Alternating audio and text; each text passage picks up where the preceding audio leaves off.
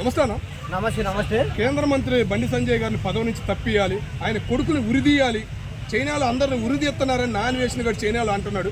ఏం చేయాలి, ఏంది ఈ మాటలేంది, కథ ఏందంటారా అండి? చైనా తోటి అబ్బాయిలతోటి ఏదో చేస్తున్నాడు. చైనా ఫుడ్ తిని, చైనా కప్పలు తిని, చైనా పాములు తిని ఎవరిని ఉరి చేయాలండి? చట్టం ఉంది అక్కడ. ఏంటంటే తప్పు ఎవరిదో ఏంటనేది చట్టాలు ఉన్నాయి, కోర్టులు ఉన్నాయి, పోలీసులు ఉన్నాయి. వాళ్ళందరూ వాదించే కదా ఏదైనా శిక్ష పడేది. అదే నువ్వు వచ్చిన ఉరి తీసేస్తే అంటే అవన్నీ ఇదేంటి, ఎన్నో నేరాలు ఎన్ని చేసినాడు అక్కడ పాయిపోయి దాక్కుంటున్నాడు.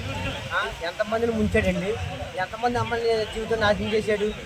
ఇవాళ ఇప్పుడే పలానా వాళ్ళని ఉరి తీసేయండి, పలానా వాళ్ళు ఇచ్చేసేయండి అని అంటే చట్టాలు లేవా? రాజ్యాంగం రాశారు కదా. ఇప్పుడు ఆయన చెప్పినన్ని వెళ్ళి చేసేమంటే చేయరు కదా పోలీసులు. కోర్టులు ఉన్నాయి, చట్టాలు ఉన్నాయి, లాయర్లు ఉన్నారు. ఎవరు తప్పు ఎవరు రైట్, తప్పుందనుకో శిక్ష చేస్తారు, తప్పు లేదనుకో ఫైన్ కట్టించుకుంటారు. అంతేగాని ఊరు తీసేయి, ఆయన కాల్చిపారి, ఆయన కట్ చేసి అంటే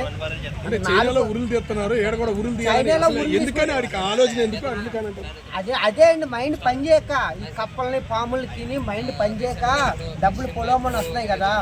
ఒకటి తెలుసా, ఈ తెలంగాణ బిడ్డలు, ఏపీ బిడ్డలు ఎంత యూట్యూబ్ ఎవరు చూస్తున్నారు? మన వాళ్ళే చూస్తున్నారు. ఎవరు చూస్తున్నారు? తెలుగు వాళ్ళు చూడకుండా ఉన్నాడా? తెలుగు వాళ్ళు చేయకుండా చేయమను, ఈ జపాన్లో చేయమని, అందులో చేయమని. ఏంటంటే మనం ఎందుకు చూస్తున్నారో, మనోడు కూడా బతుకుతాడు కదా, మనోడు కూడా ఏదో 4 రూపాయలు వస్తాయి కదా అని. అంతేకాడ పెద్ద అదేదో ఆ పైనుంచి దిగి రాలేదు, కింద నుంచి వచ్చి కష్టపడ్డాడు కాబట్టి ఆడికి కూడా 4 రూపాయలు వస్తాయి కదా అని 4 నీళ్ళతో అందరూ చూసాం కాబట్టి అక్కడ రూపాయలు వస్తుంది. అది ఆళ్ళు గుడి తీసాయి, వీళ్ళు గుడి తీసాయి. ఏంటి ఊరి అంటే మాట్లాడుకున్నావేంటి?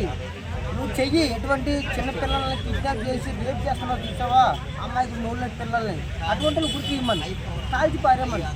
ఇక్కడ చట్టాలు ఉన్నాయి, న్యాయాలు ఉన్నాయి. అమ్మాయికి కూడా 18 సంవత్సరాలు వచ్చాయి కాబట్టి ఏదన్నా కోరుతుంది. ఆయన శిక్ష నిమించే దొరికాడు కాబట్టి, ఎక్కడికి పారిపోలేదు కాబట్టి కొంచెం మాట్లాడతారు, తీరు ఉంటుంది. ఒక పెద్ద టీం ఉంది కాబట్టి మాట్లాడి అన్నీ చేస్తారు కాబట్టి అది ఉంటుంది. నువ్వు ఊరి చేసి అంటే కరెక్ట్గా కదా. అంటే బెట్టింగ్ యాప్లు మాఫియాని, డ్రగ్స్ మాఫియాని నేనే పట్టించాను, అందుకని అందరూ నా మీద పగబట్టారు. అందరూ పట్టించారు. ఆయన పట్టించకపోతే ఇక్కడ ఎవరు లేరా? పోలీసులు, ఇండివిజువల్ పోలీసులు ఉన్నారు.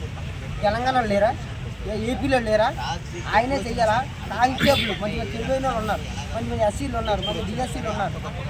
అప్పుడు చెప్తేనే పట్టుకున్నారా? కొన్ని నేరం జరుగుతలేదు, ఎందువల్ల ఇన్ని పట్టుకుంటున్నారు. ఒకసారి పెళ్ళి అయినంటే పిల్లలు పుట్టకుండా పుట్టరు కదా, ఎత్తుతారు, ఇక్కడ ట్రై చేస్తారు పోలీసులు అన్న ఎవరన్నా.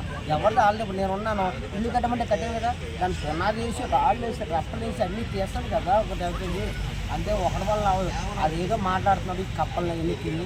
ఇప్పుడు కేంద్ర మంత్రి గారిని అంటున్నాడు, మరి ఇట్లాంటి వాడి మీద ఎటువంటి చర్యలు తీసుకోవాలి? బీజేపీ స్పందించింది. అసలు మన ఇండియా రాకుండా అని సీన్ చేయాలి, వాళ్ళ పాస్పోర్ట్లు కట్టాలి, బ్యాన్ చేయాలి.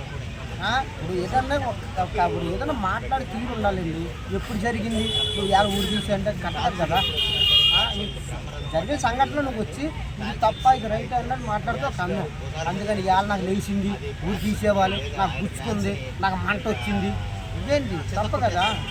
అర్థం చేసుకోవాలి. మనకి సమాజం చట్టం ఉంది, రాజ్యాంగం ఉంది, అన్నీ మనం పాటించాలి. నేను పాటించాలి, నువ్వు పాటించాలి, వాళ్ళు పాటించాలి, ప్రతి గవర్నమెంట్ పాటిస్తాడు. ఇవాళ నువ్వు వచ్చేసి 2 యూట్యూబ్లో 2 వీడియోలు పెట్టాను, నేను పోటుగానంటే అందరూ సమానం.